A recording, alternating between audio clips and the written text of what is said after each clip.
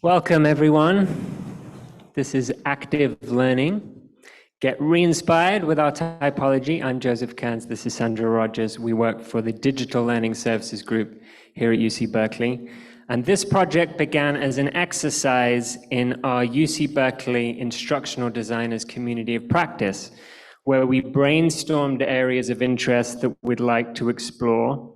And Sandra and I chose active learning. And out of a sustained engagement with this topic over a period of 18 months or so, emerged the active learning typology that we're excited to share with you today. All right, so this is, take a picture of this QR code and you will have access to the slides as well as resources. In particular, there's one called the interactive outline. And as part of this active learning session, we want you to get into that Google Doc, follow the outline. It has reflective questions, start posing some ideas of our active learning, and prepare by using the Google Doc that's in here for the think, pair, share at the end. So instead of asking questions of us, we want you to ask questions of each other. So use that Google Doc in the resource folder. So this is our first poll, and I think it may just take a moment to activate. I wonder if up there in the deck, are you able to activate this poll? I can tell you it's slido.com. You'll have the code coming up in a second, so you can go to slido.com and we'll share the number on the slide. I think if you go to slideshow, it should activate just the slideshow view.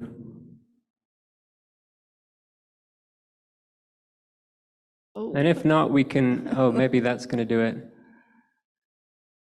If not, we can just go to, you can get there through slido.com. And the code, I've got it, Joseph. It's 3633617. I'll repeat the code. Once you get to slido.com, is 3633617. So we wanted to be interactive and have a poll, but Slido is supposed to integrate nicely into Google Slides. This was working, of course, just before we started the session, and so we're learning as we go here. This is part of the active learning experience. Yeah, so there's a poll, and you access it at slido.com. So if you just type slido.com into the link, and read the question.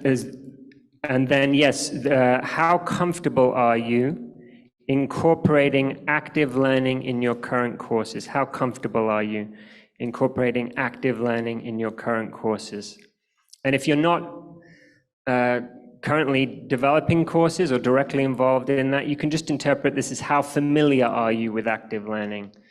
And there's a scale of kind of 1 to 5. You're completely comfortable, you feel expert level with active learning, or you're not comfortable at all, you feel like a total beginner.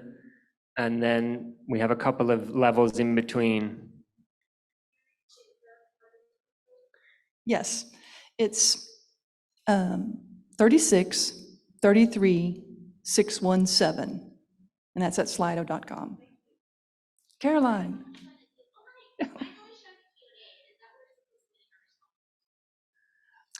It should, is there another tab for polls next to Q&A? Yeah, so go to Q&A. Oh, no. Okay, we can just skip. We should maybe move on and maybe Yeah. just, or you could shout out how comfortable you feel. Raise of hands, how many people feel completely comfortable with active learning? And how many people, there's about 3, how many people are total beginner, never really heard of active learning? 1 or 2. And how many people are somewhere in between? Feel somewhat comfortable? Okay, I can relate to that too. Most of the room here. So wherever you fall on that scale, our hope is that this session today will both affirm what you're already doing with active learning and spark some new ideas for things you might not have tried yet. We're going to advance here in the slides. Maybe if we go back to presenter view. Yes, for session objectives. That's the next slide. Thank you much.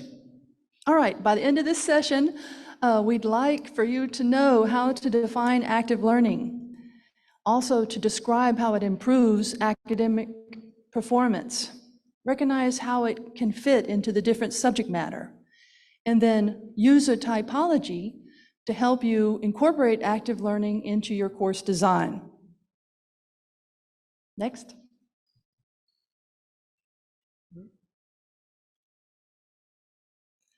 All right, this is, when we looked at the active learning, we searched the web for UC-wide to see what were some of the objectives out there. And so we wanted to be in alignment.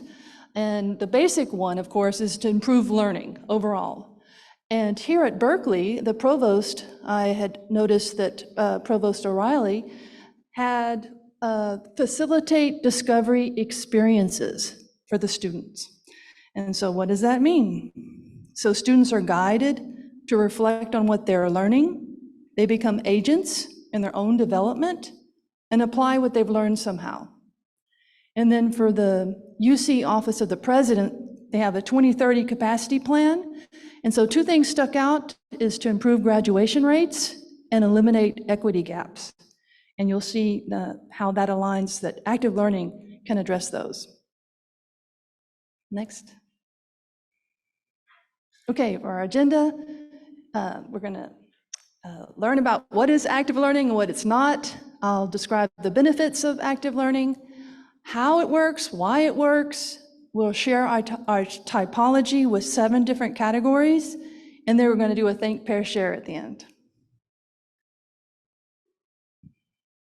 Next. Oh.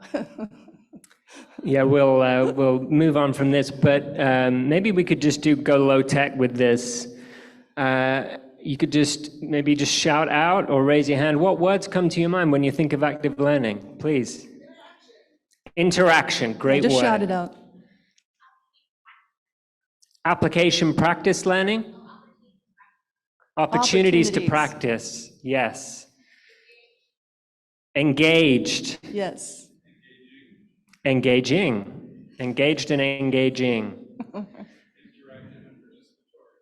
I love it. Interactive. Yeah, the second interactive. Interaction. Participatory. Real-time skills training. Thanks, Dave. Yeah.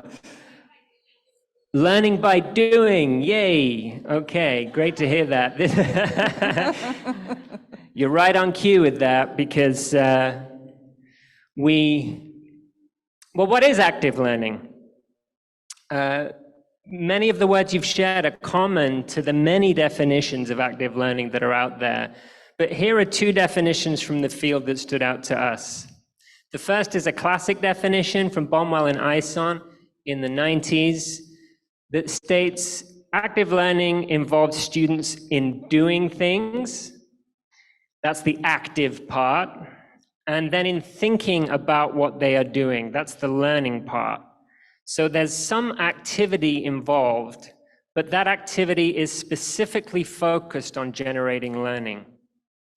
And the second definition states that with active learning, students become the active constructors, discoverers, transformers of their own knowledge.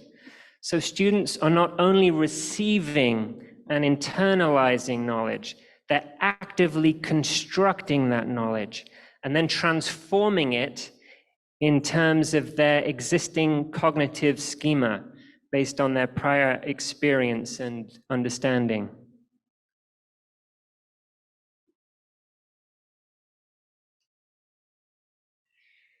So what about the lecture? The lecture has a long precedent, dating back at least a few centuries.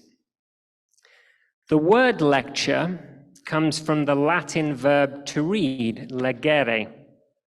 In the universities of medieval Europe, before the advent of the printing press, there just weren't that many copies of books available. They were all handwritten. So the professor would sit at the front of the class in a chair specially designed to hold the one precious copy of the book that was available, and would read out loud from that book to the students, who would write down as much of it as they could. So isn't the lecture a learning activity? And the answer is yes, the lecture is a learning activity, but lectures tend to be referred to as passive learning. And passive learning is where students receive and internalize information that is presented to them. Active learning, developed as a complement to, and to some extent, a transformation of this traditional mode of instruction, the lecture. And research in this area strongly indicates that the inclusion of active learning leads to numerous benefits for students, which is what Sandra is going to talk about next. All right, the benefits of active learning. So the research basis is there, and we, in the resource folder that we had mentioned, there's a long reference list, and basically it's improving academic performance in many different ways. One of them is it reduces failure rates. And the way that this occurs is unprepared students, because they have the potential to build the student learning skills as part of the activity design. So as you build it, so they're going to learn as they go through it. It also advances inclusion of the minoritized and narrows the achievement gap for underrepresented students. This is in part, based on this research here, is that it's providing an alternative to the lectures. So not everyone can learn that way.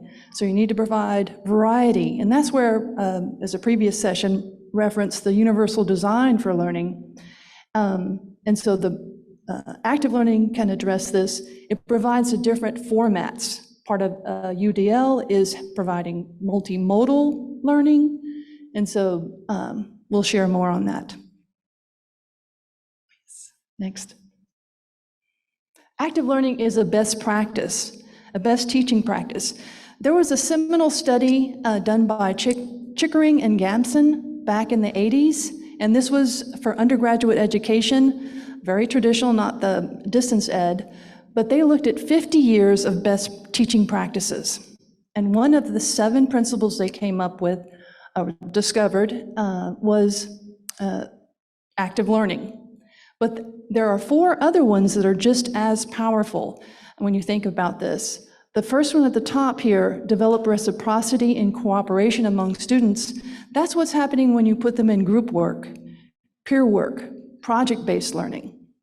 And then giving prompt feedback, that occurs when you're doing the formative assessments and assignments, and you're giving feedback along the way versus a one-and-done summative assessment at the end. And then respecting diverse talents and ways of learning. This occurs, as I mentioned before, through the universal design of learning. So the variety of formats, because there are different ways of knowing things. So let's address that test through authentic assessments, alternative assessments. Oh, and I was going to mention on the past slide that our distance educators have replicated Gamson and Chickering's study, and they find that basically it's the same 7 principles for online as well.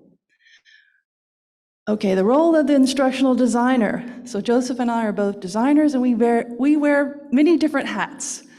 One of the most complicated is mediating between the instructor and the content. And that means that when we talk, the first consultation, we're trying to figure out what the subject matter is. Sometimes we have that experience or maybe even expertise in the area. Sometimes we do not.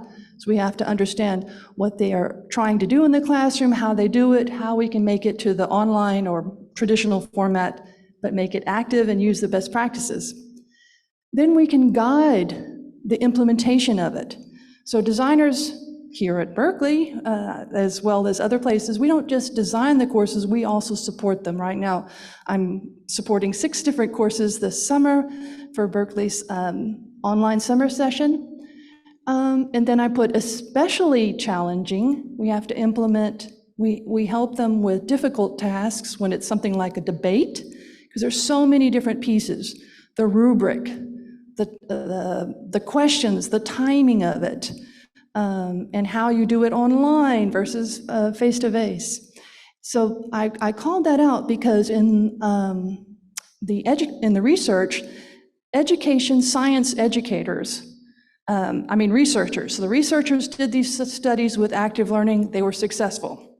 But when the practitioners, the science educators tried to do this, they were not as successful.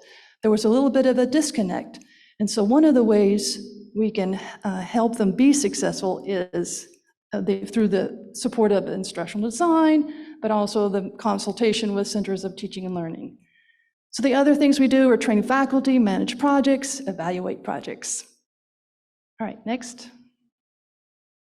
Okay, so having looked at some definitions of active learning and its benefits, and a little bit about how it works, we're going to move now into a description of our active learning typology.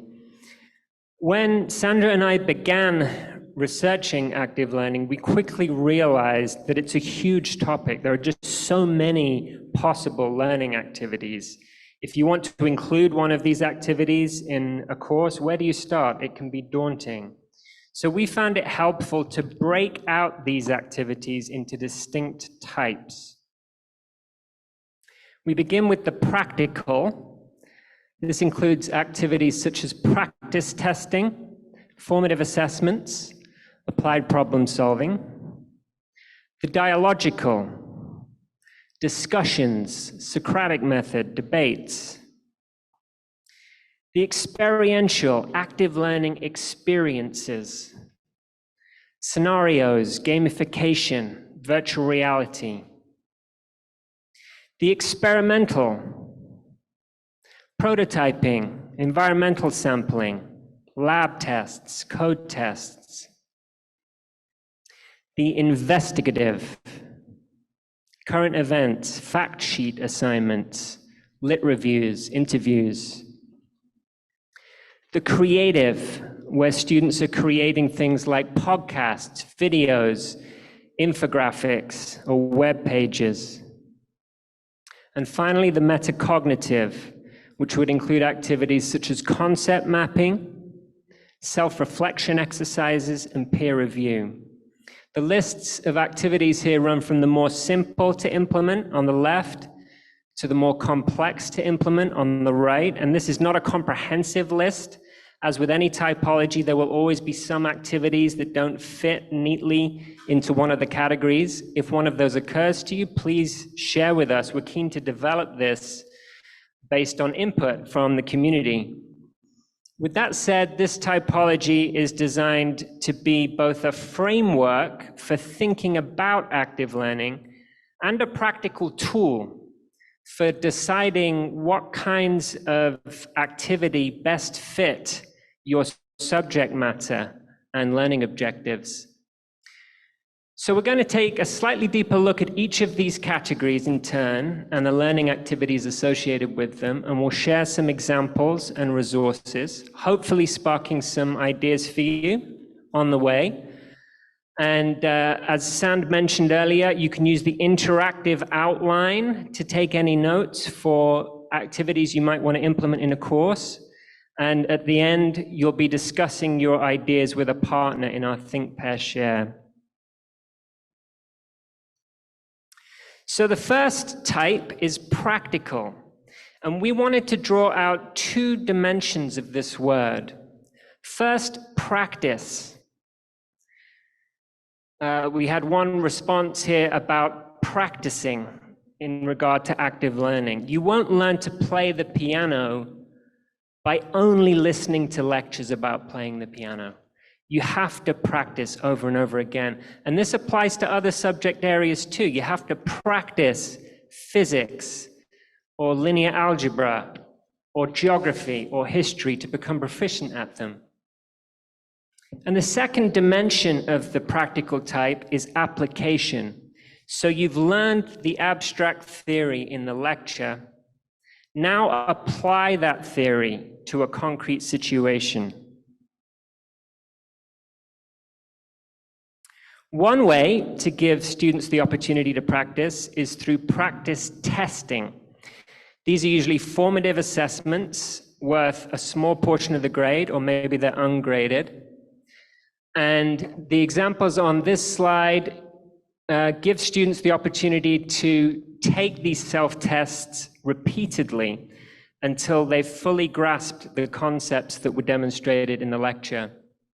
These examples are from an online asynchronous courses, but the same kind of practice testing can be implemented in synchronous lectures through the use of polls, if they work, or clickers. All right, the research has strong support for practice testing. And one of the first things is we need to inform the students of this benefit, so we can close that achievement gap. They may not know about any learning strategies. And the research here is telling us that students who engage more in self-assessments perform significantly higher. However, students with low GPAs use the self-assessment the least. So this is where lists put it on the syllabus, put it on the page, put it in your announcements about the effectiveness of practice testing. And maybe those formative assessments are part of the scaffolding of a bigger project checkpoints, where students get the opportunity to practice and get feedback from instructors in leading up to a final summative deliverable. The second dimension of the practical type is application, applying theory to a concrete situation. And one way to do this is by introducing applied problem-solving tasks. The examples on this slide are drawn from an online problem library at the University of Delaware, which is linked in our resources doc in the participant folder. In athletics problem, students apply statistical methods to determine the correlation between athletes' demographic data and the events at which they compete. And in the other example, students are applying principles of nutrition and dietetics to remedy a failed baking project. Now to our second type, where we move from the more monological form of the lecture to the dialogical, an inherently social dimension of learning. The dialogue as a pedagogical form is at least as old as the lecture, and probably older. A classical form of the dialogue is the Socratic method, where an instructor's questions prompt students to examine the basis of what they know or what they think they know. Socrates termed this a kind of midwifery, where insight is drawn out of the learner through the dialogical process. A more modern formulation of this method has been called elaborative interrogation. And this is where an instructor will prompt students to reach for deeper levels of explanation, usually through asking a series of questions, beginning with the word why. So as part of the dialogue, the student will make a statement and the instructor will ask, well, why is that true? Or why is it true in this case, but not in this case? All right, so this could be for online or traditional format. So I was going to share some active discussion formats. One of the things we can do is to provide structure and student agency by assigning roles to students in the discussions. So I name them starter, responder, and wrapper. You can use whatever names you like. So starter starts the conversation. The responder is actually looking for students that have no responses yet so it teaches empathy, it enhances belonging. And then wrapper is a student is assigned, and these are rotating roles. I don't have to do this every week. The wrapper would then summarize it, and that would enhance that student's learning, but also everyone else's. Another way is a subdivision of course material. You may have heard of jigsaw activity, where everyone reads the same material, but certain students are assigned a chapter or an article, and they're the ones that are going to present on it or summarize it. Now for media, use audio and video or images in these discussions. So let's move away from the, let's say boring, but it's not always boring, the text-based discussion formats. And so one of the ways is students can do a photo walk and give them, the prompts are still the same, but you're bringing in more of the media enhancements. And let's monitor for equity to make sure that everyone gets an equal chance within these activities. You can create a matrix of teacher-student interactions and have, it could be just an Excel sheet, and you start tracking who's getting the responses, what level of question are they getting, who's getting the praise, and so that everyone is involved in the activity. Among other dialogical forms of activity are debates and arbitrations. Sandra has created a series of instructions and a rubric for implementing a debate activity in one of your courses, which is also available in our resources doc in the participant folder. Debates tend to be very good options for complex issues surrounding values where there's no clearly identifiable single point of truth. And students learn both by arguing for their own position and by understanding and responding to the arguments of the opposing side. I want to emphasize that this is an active learning activity. Students are actively constructing their own arguments, their own knowledge, and then transforming them through the dialogical process, through the back and forth of the debate. Our third category is the experiential. I love that album. There's a way in which experiences seep into our bones. The experiential refers to the deep learning that can happen through immersion in an experience. And an active learning experience is one in which the learner takes an active role. This doesn't have to be technologically complex. In the biology course on this slide, the content is framed as an intellectual journey, a series of time-bound experiences, rather than a linear bulleted list of to-dos. All right, and this is from an example of a hybrid course I did at UCLA, where the professor wanted the students to experience Ireland and the themes expressed in the poetry for an Irish literature course. And so we came across the low-cost Google Cardboard as an option, so they could take kind of a virtual trip. And it was very serendipitous. I built this course in 2019, so in the spring of 2020, the students had a way to escape their rooms during the lockdowns. So this isn't, through virtual reality, you have this embodied cognition, and so you feel like you're there. It really is a nice experience. Scenarios where students get to experience being in a simulation of a real-world situation. In this case, they're preparing a disaster warning message for social media. And then branching scenarios where students navigate different pathways through a narrative simulation, a story based on their choices. Notice again how this is active learning. Students are given responsibility to take action, to make decisions, and then to experience and respond to the outcomes of those decisions. So they're learning from their actions, learning from their decisions. From the experiential to our fourth category, the experimental, where instead of relying solely on experimental data from other sources, students are conducting their own experiments to gather new data.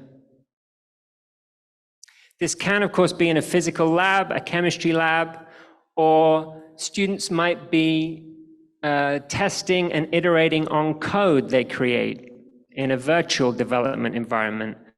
One example on this slide uses Jupyter notebooks to test code. The other uses the Codio platform.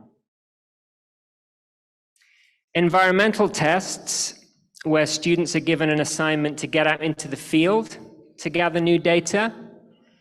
Some examples of environmental test assignments are linked on this slide. These are also available in the resources doc. These are from Carleton College.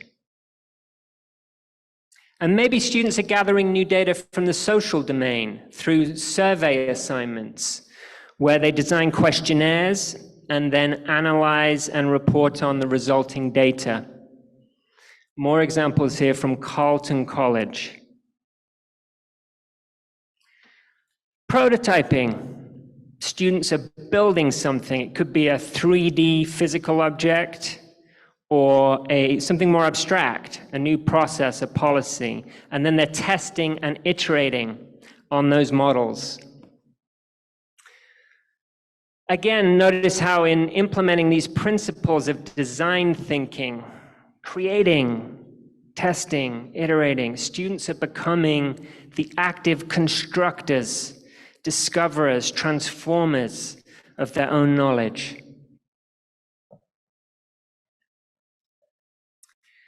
To category 5, the investigative, where students embark on their own adventure of discovery.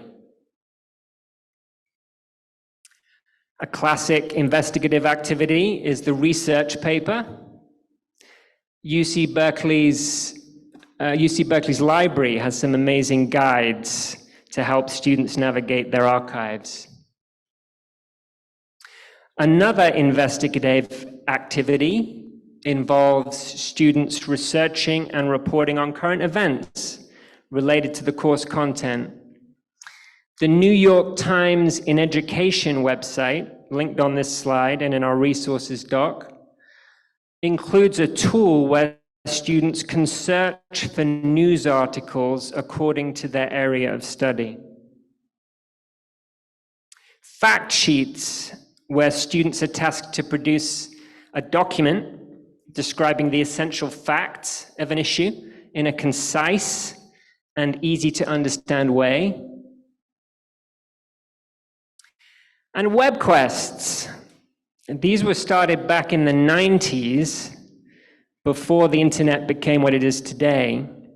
But they include a particular kind of scaffolding that is still relevant and that can aid students in discerning the reliability of information found on the web. And how important is that today?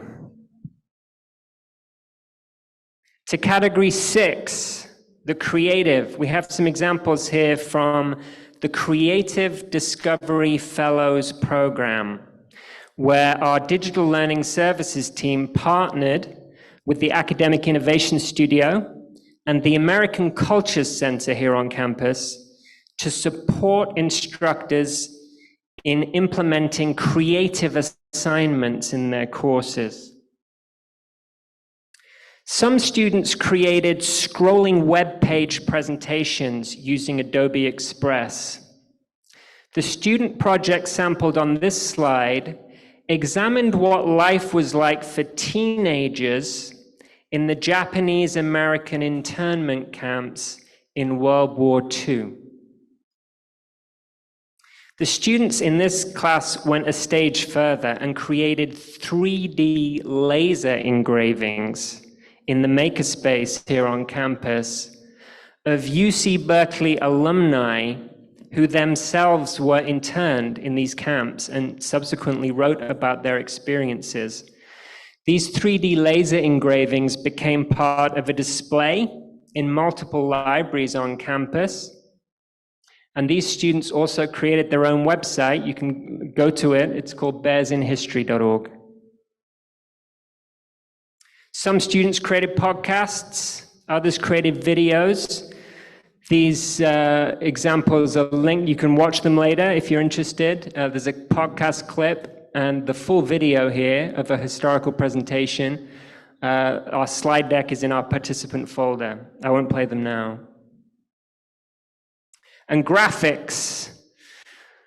In the example on the left, the student created a series of album covers as a visual expression of multi-generation immigration history and the role that music played in the family history.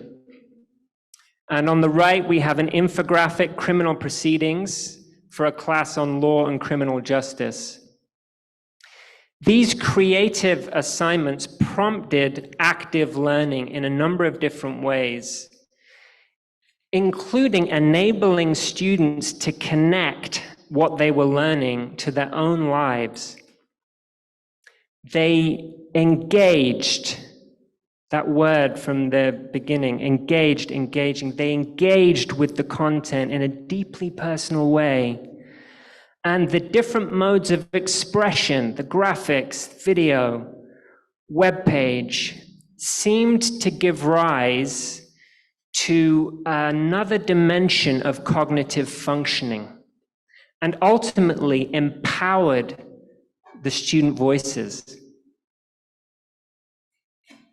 Finally, to our seventh category, the metacognitive, where students are learning by reflecting on their own learning process. All right, in the resource folder, you'll find this guide. Now, this is just a screenshot of some of them, the metacognitive strategies, where students become meta-aware of their own learning to improve. It's a self-regulation of learning if they use this guide. One of the strategies here, mediation. A student probably doesn't know what that is, so we've defined it on the side. Make it meaningful to you. As well as the rationale, go ahead and share the research with the students to let them know about the effective strategies. So in this guide, basically, they're just going to try out the different strategies and check off the list. All right, next. Then we have cognitive strategies. Now, these are more concrete than the metacognitive, and students will probably be more aware of these. Now, they've probably seen concept mapping before, but they may not know that there's different kinds. So you have the spider maps for different categories, chain maps for linear, there's a hierarchical, then frames charts. So this is just a table or a rule-bound matrix where they're trying to plot the information for whatever content is being shared. Overlearning, like we had to go over and over this presentation so it becomes automatic. That could, the automaticity of mathematics or whatever the subject is. In Cornell note-taking, they may have heard of this, maybe not. It's just a simple T-chart where the students take notes on the left side from the readings or the lectures, and then they turn it into questions on the right-hand side. They fold it and they practice testing. So there's our typology, 7 categories. We're going to move now into our think, pair, share activity. And this involves 3 questions. What is one learning activity you'd like to try from this typology? Determine its category from the typology. And what are your concerns? Ask your partner for advice. So if you're joining us remotely, do we have remote participants? Yes, we invite you to, there's a chat in the Zoom. Please take a moment to think about these questions, and you can contribute your responses to the chat and respond to others in the chat. If you're here in the room, I feel like Oh, 5 minutes. Okay, perfect. If you're here in the room, I feel like taking a leaf out of Joe Bangfort's book from this morning's keynote. I'd invite you to stand up. Let's get active and find someone you don't know and discuss these 3 questions with someone you don't know. Partner with someone, 2 minutes each. And I'm going to time it. So you'll have 4 minutes, and then we'll wrap it up.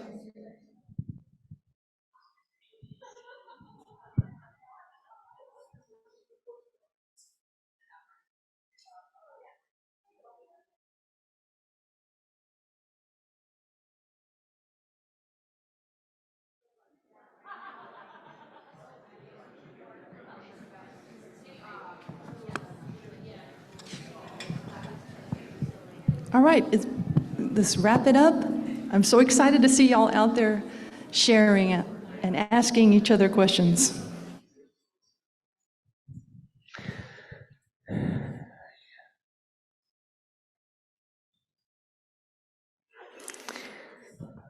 Go ahead. So we're going to wrap up our presentation here, and Sandra's going to summarize active learning. We hope you're able to discuss some good ideas. All right, so active learning gives student agency over their own learning. It contrasts with passive learning. It improves academic performance, I like to say, for all. Provides a more inclusive learning environment, has a valid research basis, and with our typology, it provides 7 different categories to hopefully broaden the instructional strategies that you're using in your collaboration with your partnerships. Okay, and so we want your feedback. This is an exit ticket, so if you can take a picture of that, and also reach out to Joseph and I. Ask your questions. We know that we didn't really have time to ask us questions, but we really wanted to, there's a room full of expertise here, so I'm so glad you got to ask each other. Oh. Okay, we'll fix Email that. us. Yeah, we have in CVent, in the attendee hub. Oh, yes. We have a document attached where there's a link to this exit ticket. So we'll fix that right after the session. And that document contains a link to the participant folder, which has everything basically. The slides, the resources doc, and everything else. Thanks so much for your attendance and attention. Thank you.